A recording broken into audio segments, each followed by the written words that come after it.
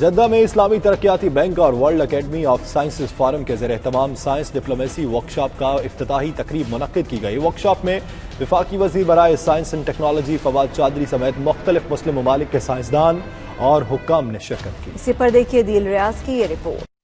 وفاقی وزیر برائے سائنس اور ٹیکنالوجی فواد چودھری نے جدہ میں اسلامی ترقیاتی بینک اور world academy of sciences forum کے زیر اہتمام سائنس ڈپلومیسی ورکشاپ کی افتتاحی تقریب میں شرکت کی۔ ورکشاپ کے دوران وفاقی وزیر نے نائجیریا کے وزیر سائنس اور ٹیکنالوجی محمد عبداللہی سے بھی ملاقات کی اور سائنس اور ٹیکنالوجی کے شعبے میں تعاون پر گفتگو کی۔ فواد چودھری نے انفارمیشن ٹیکنالوجی کے شعبے میں پاکستان کی ترقی کا ذکر کرتے ہوئے کہا، پاکستان کی تمام آبادی کو ایک ڈیٹا بیس سے منسلک کر دیا گیا ہے اور وہ ڈرون ٹیکنالوجی کو زراعت کے شعبے کے فروغ کے لیے استعمال کر رہے ہیں۔ ان کا مزید کہنا تھا کہ ان کی وزارت بائیو ٹیکنالوجی پارک بنا رہی ہے اور زراعت کی پیداوار کو ہائیڈروپونک ٹیکنالوجی کے ذریعے بڑھایا جا رہا ہے۔ وفاقی وزیر نے نائجیریا میں سائنس اور ٹیکنالوجی یونیورسٹی بنانے کی پیشکش بھی کی ہے۔ اس کے ساتھ ساتھ انہوں نے نائجیرین ہم منصب کو پاکستان کے دورے کی دعوت بھی دی۔ نائجیرین وزیر نے کہا، پاکستان سے قریبی دوستانہ تعلقات ہیں۔ انہوں نے سائنس کے شعبے میں پاکستان کی ترقی کو سراہا اور کہا کہ وہ پاکستان کے تجربات سے فائدہ اٹھائیں گے۔ عدیل ریاض، 92 نیوز، جدہ۔